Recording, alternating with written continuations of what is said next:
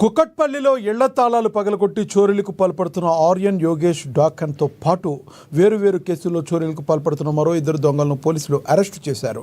కుకట్పల్లి బాలాజీనగర్లో నివసించే ఆర్యన్ యోగేష్ డాకన్ జల్సాలకు అలవాటు పడి సులభంగా డబ్బులు సంపాదించాలని చోరీలు మొదలుపెట్టాడని బాలానగర్ డీసీపీ సురేష్ కుమార్ తెలిపారు.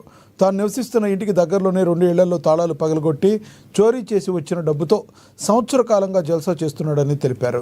నిందితుడి నుండి 290 గ్రాముల బంగారు ఆభరణాలు స్వాధీనం చేసుకున్నామని డీసీపీ వివరించారు.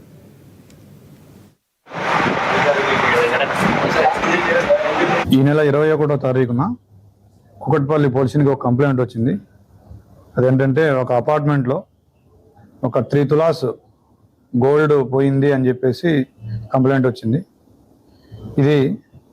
ఇది బాలాజీ నిలయం అనేది బాలాజీ నగర్లో ఉంటుంది ఆ అపార్ట్మెంట్, అక్కడ కంప్లైంట్ వచ్చింది.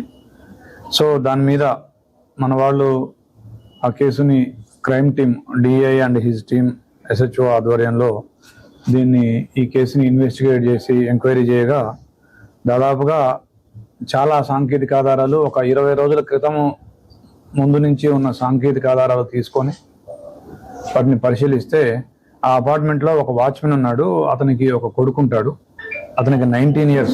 ఇతని పేరు ఆర్యన్. ఇతను ఎవరైతే ఆ ఇంట్లో లేడీస్ ఉన్నారో వాళ్ళు పక్కన టెంపుల్కి వెళ్ళినప్పుడు, తలుపు దగ్గరికి వేసుకెళ్ళినప్పుడు ఆ ఇంట్లోకి వెళ్ళి ఒక 20 days ముందే ఈ దొంగతనం చేసినాడు. సాయంత్రం పూట వెళ్ళి ఆ 3 తులాలు తీసుకొని వెళ్ళినాడు. వాళ్ళు 20 days తర్వాత చూసుకొని వచ్చి మన దగ్గరికి వచ్చి కంప్లైంట్ ఇచ్చినారు. సో అది ఈ కేసును విచారించే క్రమంలో మనకి ఇతని కన్ఫెషన్ లో మనకి తెలిసింది ఏంటంటే అదే అపార్ట్మెంట్ లో ఇంకొక ఇంట్లో, అది క్రైమ్ నెంబర్ 812/2024, ఇది 2024లో అయింది, జూన్లో అయింది. అంటే దాదాపుగా 1 year 4 months క్రితం అయిన సంఘటన అది. దాంట్లో కూడా ఒక 29 తులాస్ గోల్డ్ అతను దొంగిలించినట్టుగా ఒప్పుకున్నాడు. ఆ ఫస్ట్ కేసులో 29 తులాలకు గాను 26 తులాలు, రెండో కేసులో 3 తులాలు ఇంటాక్ట్ గాను మనకి రికవరీ అయింది.